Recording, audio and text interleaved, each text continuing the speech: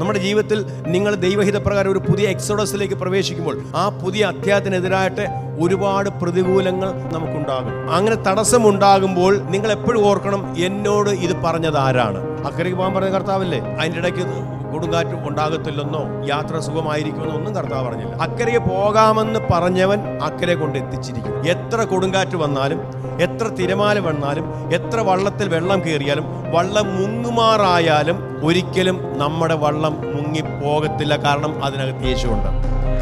ആമേൻ, ആമേൻ, ആമേൻ, ആമേൻ.